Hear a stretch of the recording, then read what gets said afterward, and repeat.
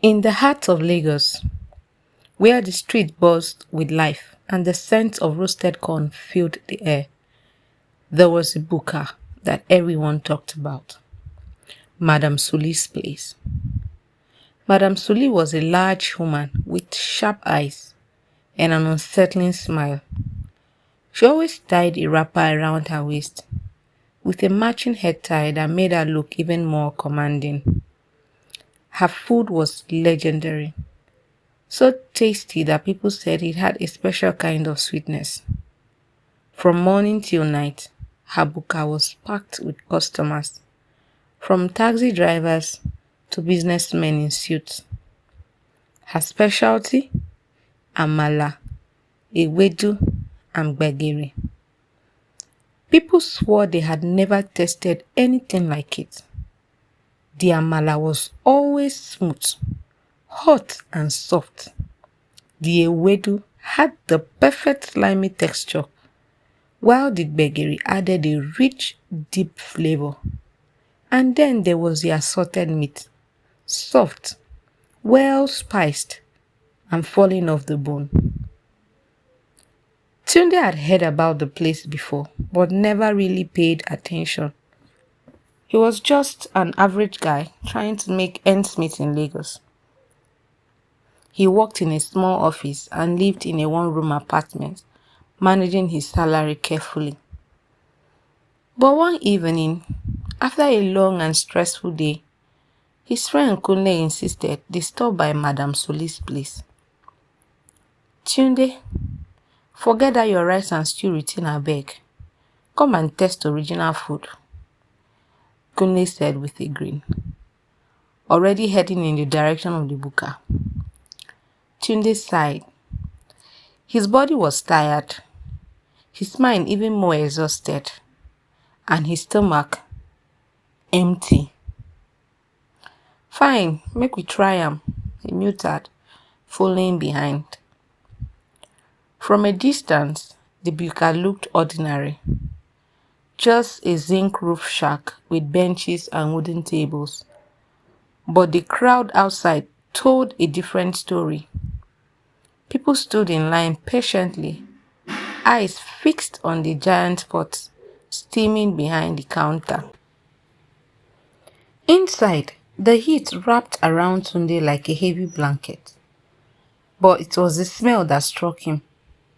Something smoky, something spicy, something magical. They got their food, 2 steaming plates of amala, ewedu, gbegiri, and enough assorted meat to make a grown man cry. Tunde took one bite, and everything around him seemed to pause. The flavors hit him with the force of a memory he didn't know he had. Warm, familiar, and comforting. Tunde said slowly, looking at Kunde with wide eyes, "This thing na juju." Kunde burst out laughing, his mouth full of meat. "I tell you, Madam Suli no be ordinary woman o. Her hand strong. People dey say once you chop here, you go always come back." Tunde didn't answer. He was too busy scooping another mouthful. The food seemed to calm something deep inside him. For the first time that day, the stress melted away. From that evening, Tunde became a regular. At first, it was once a week, then twice. Soon, he was there almost every evening. He would find himself thinking about the food in the middle of meetings, even dreaming about it sometimes. It wasn't long before the servers began to recognize him. One of them, a quiet girl named Sade, even started keeping meat aside for him. But then, strange things started happening. Tunde noticed he was tired all the time, even after sleeping.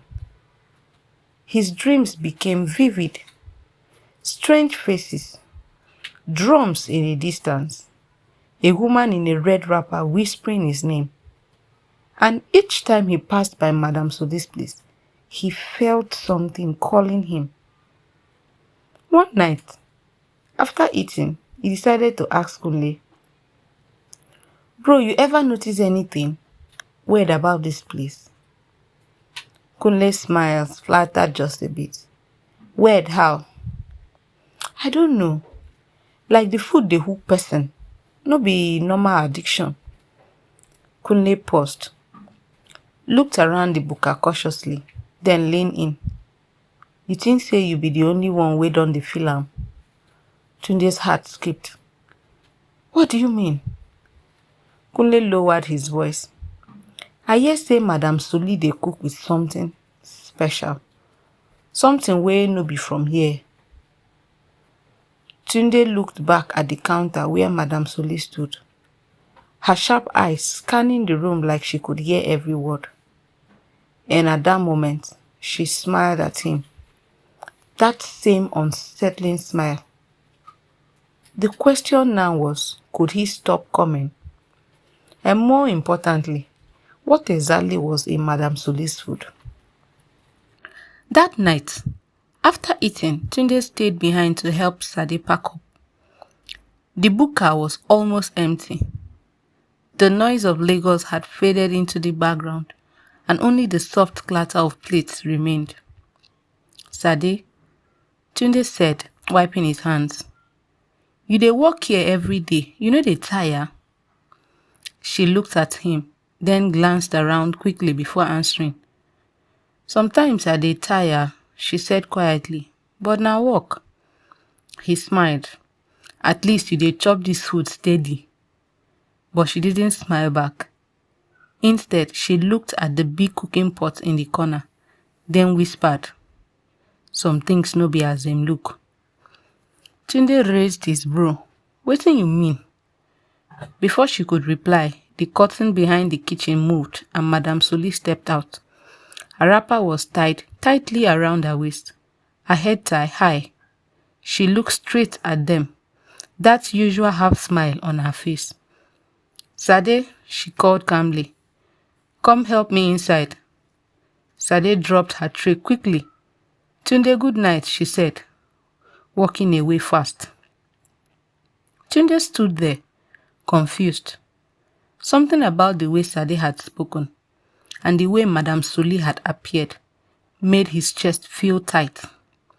He left the Buka in silence, but the question in his mind followed him home. That night, he had another strange dream. A quiet forest, the sound of drums, shadows dancing around the fire, and then he saw a pot, just like the one in the Buka, boiling without fire.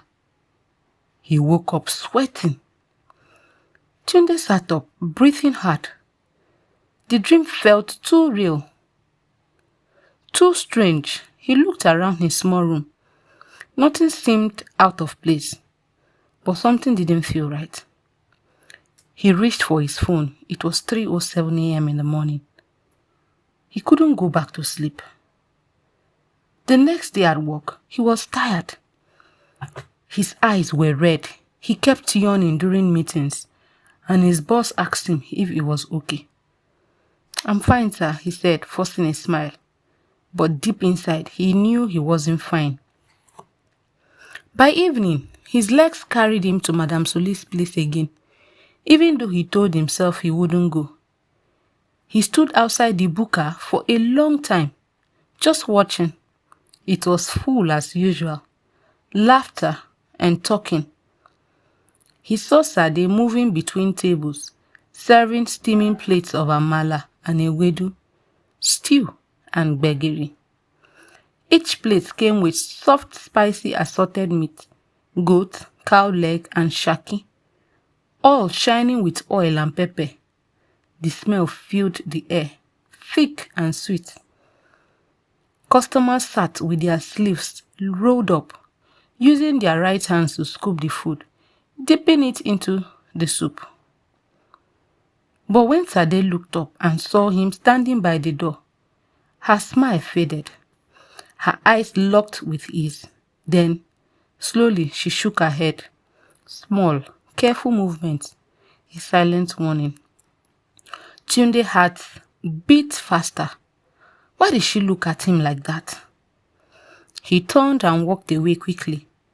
He didn't want to go in again, not that night. But the taste was still in his mouth. The softness of the amala, the rich gbegiri, the way the stew clung to the meat. No matter how hard he tried, he couldn't forget it. And that was the problem. No matter how much he told himself to stay away, his mind kept going back to the taste. It was like something inside him had been tied to that food. He would close his eyes and feel it on his tongue. The smooth amala, the thick gbegiri mixing with the and that stew, full of pepper and flavor, it called to him.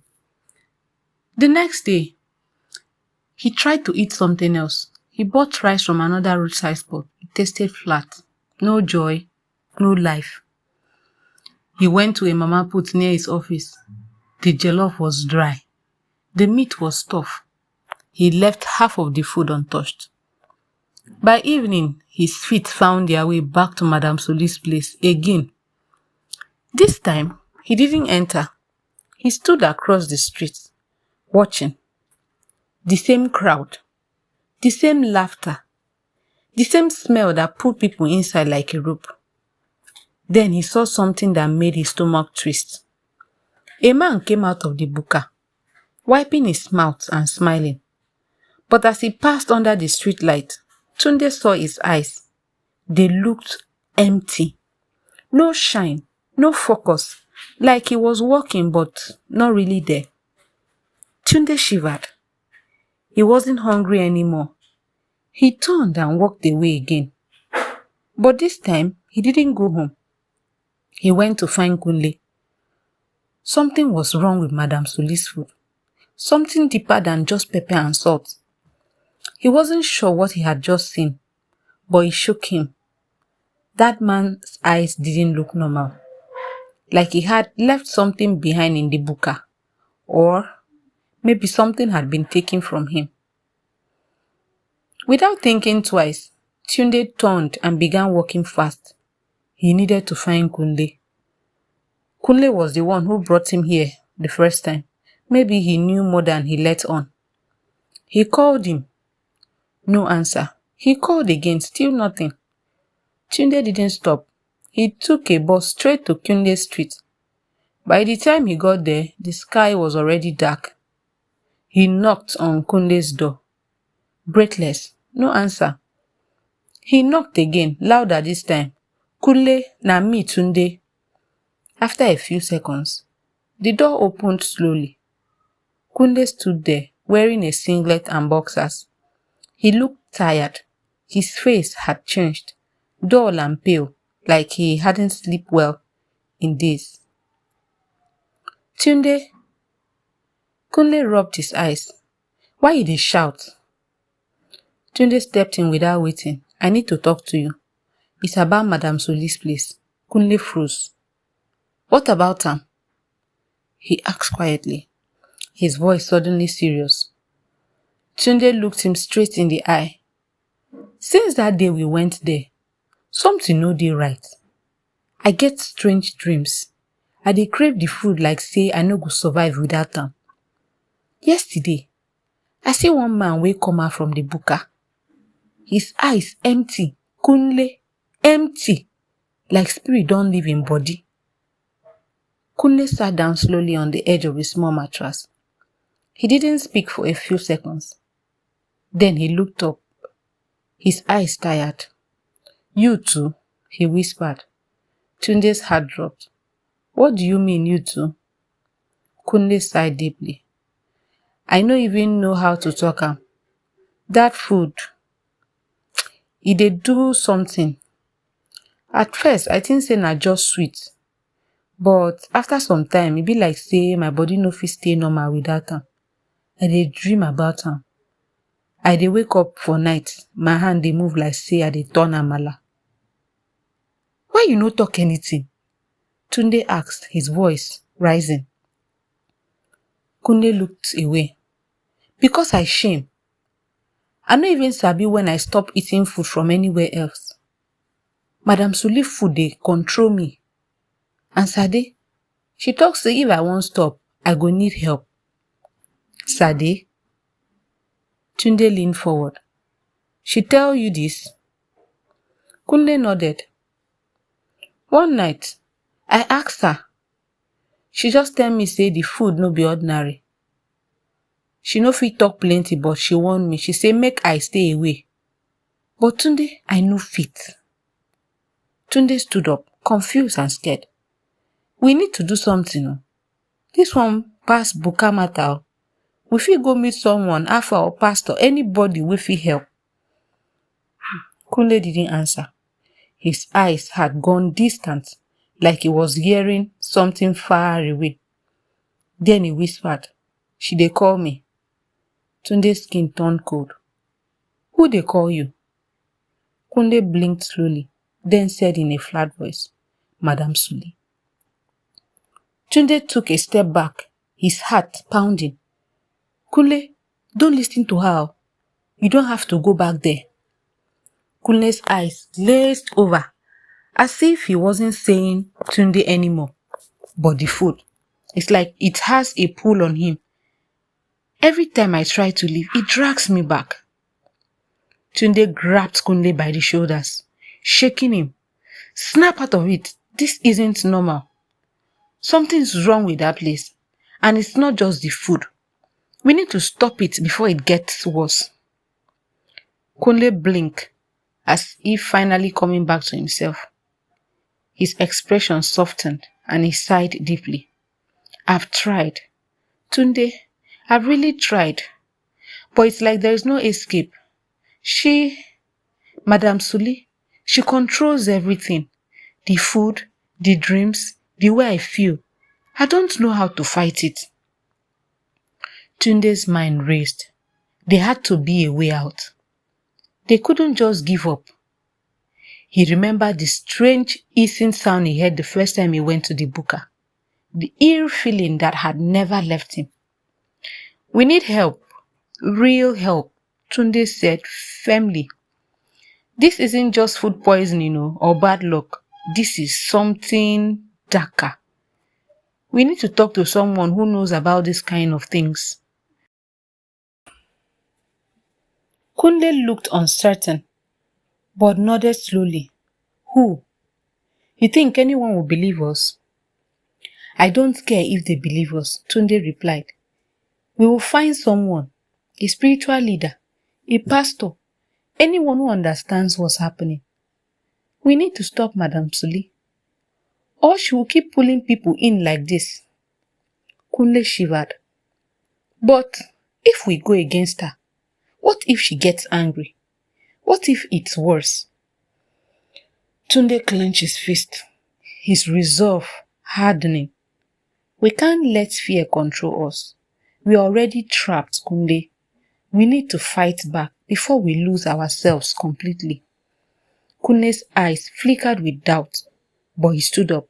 All right, Tunde, let's find someone who can help us. Tunde and Kunle knew the road ahead would be dangerous. They couldn't walk into this battle unprepared, but they had to try. For themselves, and for the people who were being lured into Madam Suli's trap. The night was growing darker, and Tunde knew they didn't have much time before Madam Suli's hold became stronger. Tunde said, his voice low but determined. Tunde and Kunle set off, walking through the quiet streets of Lagos, both filled with the urgency of the situation but uncertain about what they were truly facing. They didn't know exactly what was going on at Madam Suli's Buka. All they knew was that something was terribly wrong. As they walked, Tunde's mind raced. He couldn't shake the feeling that something was watching them, waiting in the shadows. He tried to ignore it, but the uneasy feeling refused to go away. His stomach churned, not from hunger, but from the strange, invisible pull that Madam Suli's food seemed to have on him. You sure about this? Kunle asked, breaking the silence. He looked over at Tunde, his expression still conflicted. I mean, we don't even know exactly what we are dealing with. What if it's just bad food or something? Tunde stopped walking, turning to look at his friend. I don't know, Kunle, but I'm sure something isn't right. All those people who keep going back, they are not just hungry. They are being running. It's like they can't help themselves. Kunle nodded slowly, clearly worried. I just don't want us to end up in deeper trouble. What if we are wrong? We will never know until we try, Tunde said, his voice firm. And I can't live with myself if we don't do something about it. Kunle sighed, resigned. Okay, so who do we go to now? Tunde had heard of a local herbalist known for his deep knowledge of spiritual matters, especially things that couldn't be explained by regular medicine. He lived in a quieter part of the city where few people ventured. I know a man, Tunde said. He's not easy to find, but he might be able to help us. So the two of them set off toward the herbalist shop, located in a tucked-away corner of the city, where the noise of traffic was replaced by the soft rustle of trees and the scent of herbs hanging in the air. The herbalist's place was small but well kept, a little shack surrounded by plants, some familiar, others strange. They approached the door, and Tunde hesitated for a moment. This is it, he said. He is our best bet. If anyone can tell us what's going on, it's him. Kunle gave a nervous nod, following Tunde inside. An old man sat in the corner of the room, his long white beard almost touching the floor. He looked up slowly, his eyes sharp despite his age. You've come for answers, the herbalist said, his voice low and gravely. Tunde nodded. Yes, sir. We need help.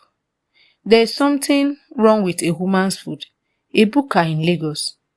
We don't know exactly what's happening, but people are being drawn in. Something is controlling them. We don't know what it is, but it feels evil. The herbalist's eyes narrowed, and he stood up, his body surprisingly strong for his age. He walked over to a shelf filled with small vials and bottles of strange liquids. Tell me everything, he said, his voice now full of seriousness. Tunde and Kunle explained what had been happening, the way the food tasted so good, the way it seemed to pull them back, the strange dreams they both had, and how Kunle had started to feel weak. The herbalist listened carefully, occasionally nodding as though he was piecing something together in his mind. When they were finished, he turned away and picked up the small bottle of dark liquid. He handed it to Tunde. Take this, he said. It will help protect you for now, but it will not stop what is happening. You are dealing with something much older, much darker. There is a strong spiritual force at play here. The food? It's not just food. It's tied to something deeper. Tunde took the bottle, feeling the weight of the words. What do we do now? The herbalist's gaze grew intense. You need to confront her. Face her with the truth. But be careful. Whatever she's doing, she's using something ancient. Something that binds people to her. It may not be a snake, but it is something equally powerful. Kunle swallowed hard. But how do we fight it? The herbalist shook his head. I can't give you all the answers, but you must be prepared. Your strength lies not just in fighting back, but in understanding what she is doing. Watch her closely, listen to the whispers, and never eat her food again. Tunde and Kunle exchanged looks, the weight of the task ahead sinking in. They didn't know exactly what they were up against, but they couldn't turn back now. Thank you, Tunde said, his voice steady. We will do whatever it takes. The herbalist nodded. Go now. And remember, the battle is not always in the open. Sometimes, it's hidden in the shadows. With that, Tunde and Kunde left the herbalist shop. Stepping back into the dim light of the evening, the road ahead was uncertain, but they now had a direction. They had to confront Madame Suli, and whatever dark force she was using to control her customers, they would find a way to stop it. Tunde and Kunle decided that they couldn't wait any longer. The herbalists had warned them, but they knew time was running out. They needed to expose Madame Suli, and they needed to do it during the day, when the truth could not be hidden behind the shadows of night. The plan was simple. They would go to her Buka, gather as many people as they could, and force her to reveal what she was truly doing. It had to be public, so everyone could see her for what she really was. No more secrecy, no more whispers in the dark. The next morning, Tunde and Kunle gathered a small group of friends and a few locals who were suspicious of the Buka. They spread the word, quietly at first, then more openly as they approached the bustling street around Madame Suli's place.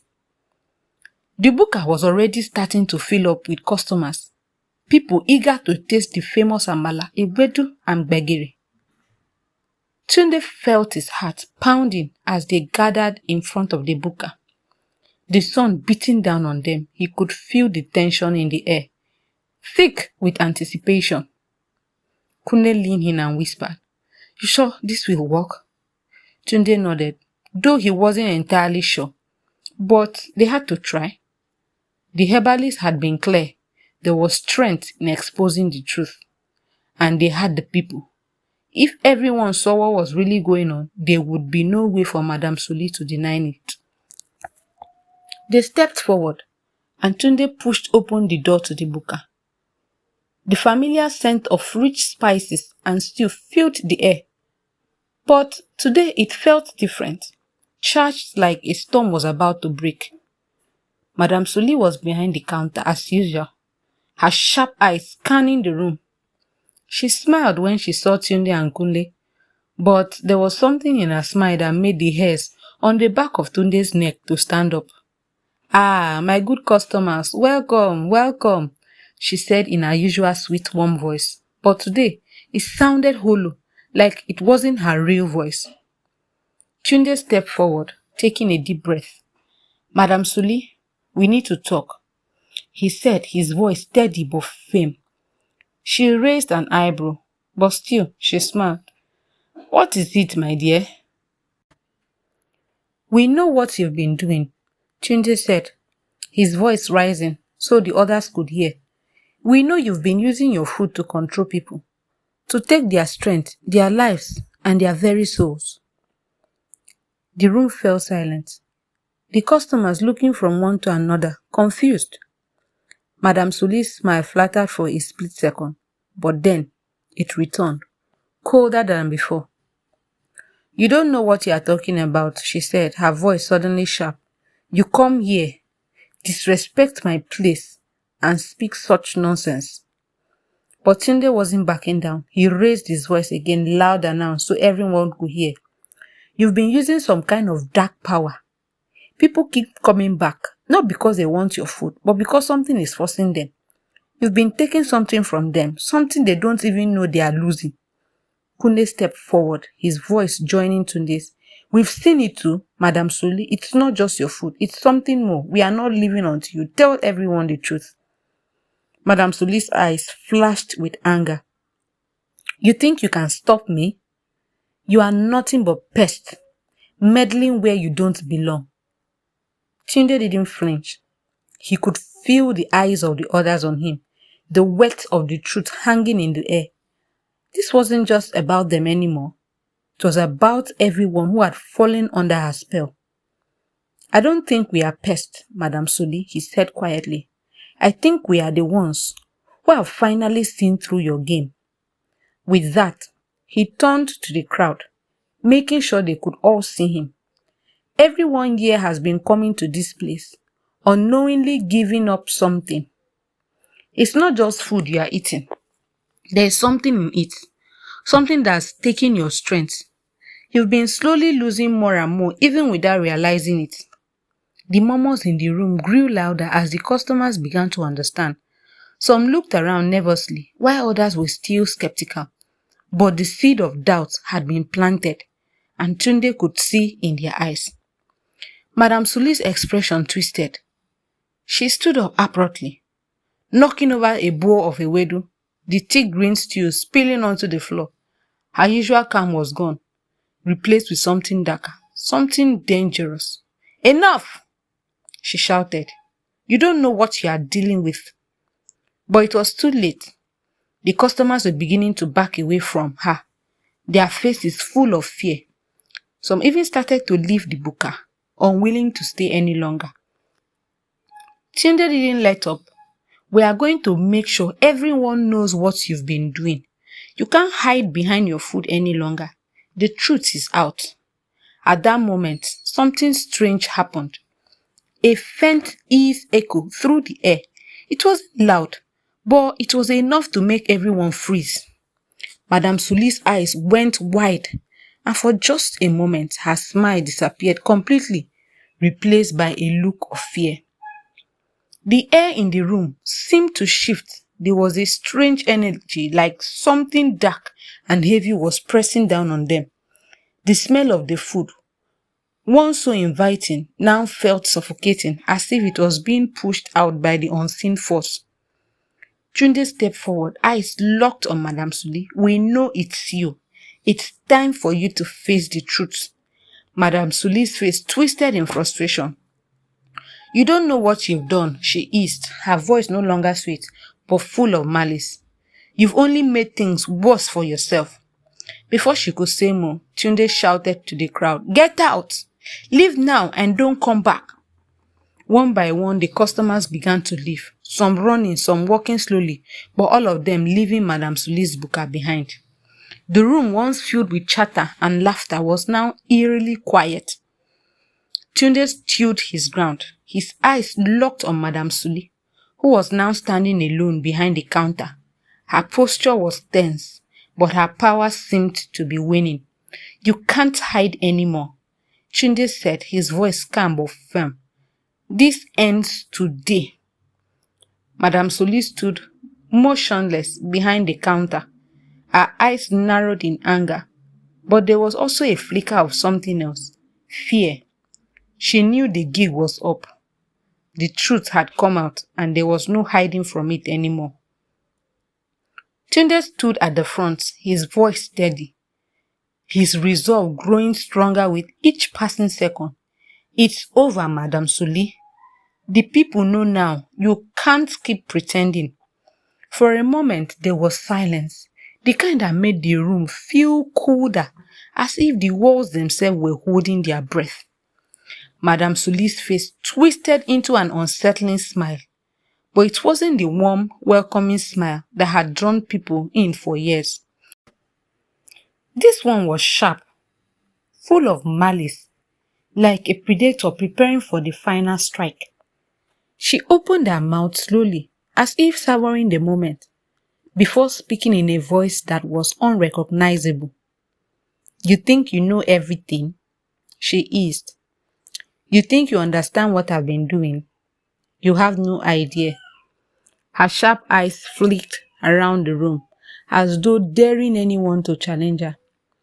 Then, to everyone's surprise, her smile faded, and she straightened up, her posture becoming rigid.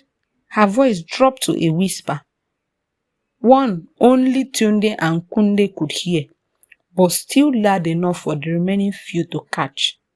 "I've been feeding you. But it's not just food," she said, her tone dark and filled with coldness. "It's a gift and a curse." Tunde didn't speak, he only watched her, the truth dawning on him more clearly than ever before. Madame Suli was hiding something that was connected to the very food she served. Madame Suli stepped forward slowly, the atmosphere in the room thickening. "You want to know what it is?" she asked, her voice now almost a whisper. "It's a snake." "Yes, a snake. A powerful one.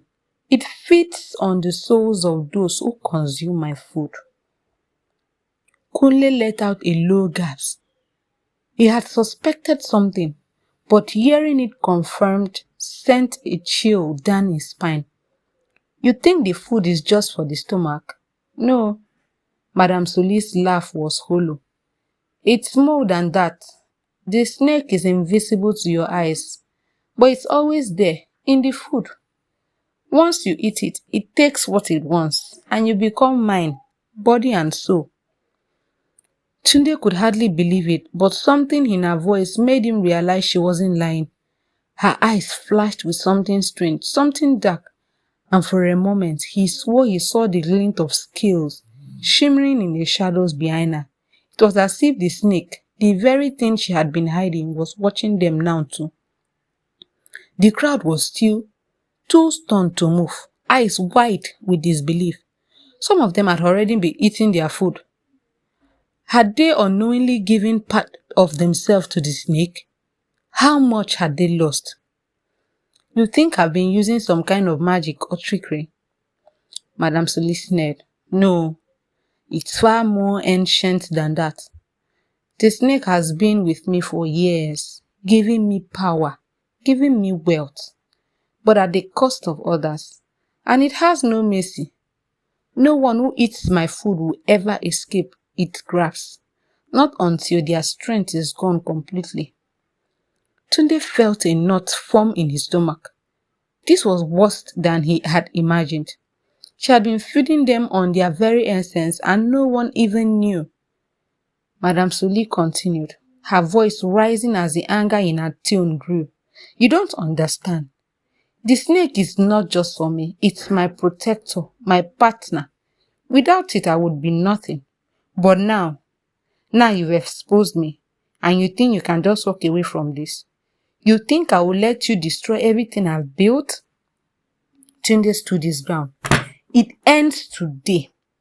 You can't hide anymore. You've hurt too many people.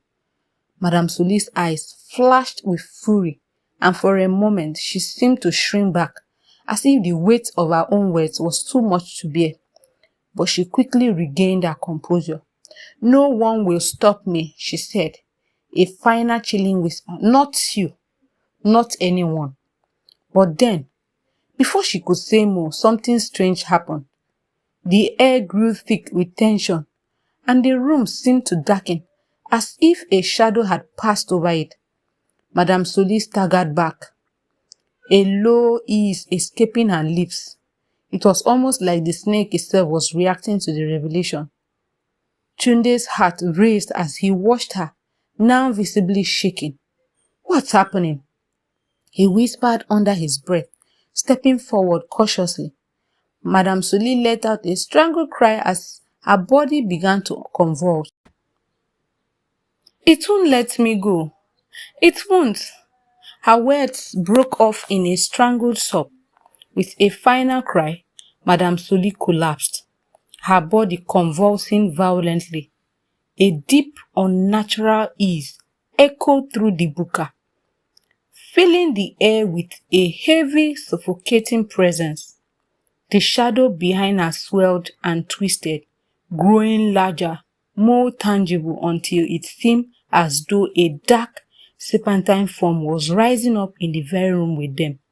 But then, in the midst of this chaotic moment, something unexpected happened. The shadows seemed to shudder and begin to dissipate, the air growing lighter, the weight lifting. A piercing final ease rang out, louder than the rest, and then, just as suddenly as it had appeared, the presence vanished. Madame Sully lay still on the floor, motionless, her eyes wide open but no longer filled with life. The snake had left her, and with it, the power that had controlled her for so long. The room fell into a stunned silence, and the people who had remained in the Buka looked at each other, wide-eyed, unsure of what to make of the scene they had just witnessed. Tunde stood over Madame Sully's body, his heart still racing. He had known the snake was powerful, but seeing it vanish like that, seeing the finality of it all, it was overwhelming. Kunle stepped forward cautiously, eyes scanning the room. It's over. Tunde, she's done. Tunde nodded, his mind racing. The curse had been broken, but the damage was done. Mary had been affected. It wasn't enough to just expose Madame Sully. The people would need healing, and they would need to know the truth. We will make sure everyone knows, Tunde said quietly. We'll make sure this never happens again. And with that, the once feared Madame Sully, the woman who had used the snake to steal so many lives, was no more. Her curse was broken. And the shadow that had loomed over the Buka vanished with it. As Tunde stood over Madame Sully's lifeless body, his thoughts raced. But one thing still lingered in his mind, the portion that Baba Odetunde had given them. He hadn't had time to consider it fully while the confrontation had been happening. But now, in the stillness of the room, it seemed more significant than ever. Kunle, who had been standing nearby, finally broke the silence. Tunde, what about the portion Baba Odetunde gave us? Do you think it's still necessary now that she's been exposed? Tunde looked at Kunle, his expression deep in thought. The portion had been their last hope, something Baba had insisted they take to protect themselves from the dark forces. Madame Sully had unleashed, but now, with the snake gone and Madame Sully exposed, they still need it. I don't know, Tunde replied slowly, but Baba said he would protect us from her magic. Maybe it still has a role to play. He reached into his pocket, where he had kept the small vial Baba had given him. The portion inside was a deep reddish-brown color, a mixture that looked almost like thick syrup. Baba had told them to use it if things got out of hand, if the snake's influence grew too stronger. But now that the snake had disappeared, Tunde wondered if the potion still had any power. Kunle stepped closer, his gaze lingering on the vial. What if it helps undo some of the damage she caused? What if it's the last step in breaking the curse for good? Tunde thought about it for a moment. The people who had been eating Madame Sully's food had unknowingly given part of themselves to the snake. Their strength, their vitality, everything that Madame Sully had siphoned off wouldn't just return on its own. It would take something more, something deeper, to heal the wounds that had been inflicted. Without a word, Tunde uncorked the vial and took a small sip of the potion. It was bitter, a taste that burned as it slid down his throat. The moment it touched his tongue, he felt a warm, almost electric sensation spread through his chest. His heart beat a little faster, and he could feel the energy in his body shifting. It was as if something ancient and powerful was coursing through him, guiding him toward the right action. Kunle watched him, eyes wide with concern. Tunde, are you okay? Tunde nodded, his face tightening. I think it's working. The potion is not just protecting us, it's helping us restore balance. The snake may be gone, but it's going to take more than that to undo what she's done to the people here.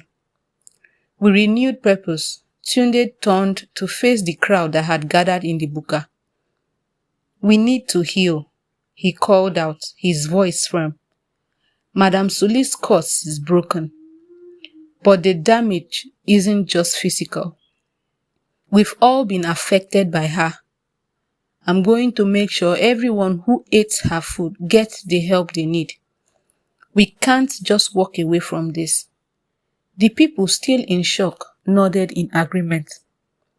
But they were listening now, their faith in Tunde growing as they saw the transformation in him. It was clear that something had changed in him after taking the potion. A sense of clarity, of strength.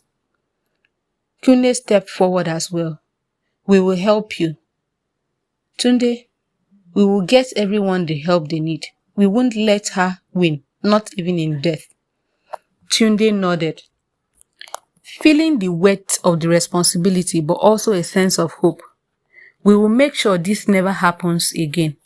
And so, with the power of the potion and the truth now out in the open, Tunde and Kunle began the long process of healing the community. The snake's influence had been broken, but its effect would linger for a while longer. They would help those who had been affected, ensuring they regained their strength and their freedom. Madame Suli's reign of fear was over, and as the days passed, the people of the town began to rebuild. They would never forget the lessons learned about power, about greed, and about the importance of looking beyond what seemed to be a simple gift.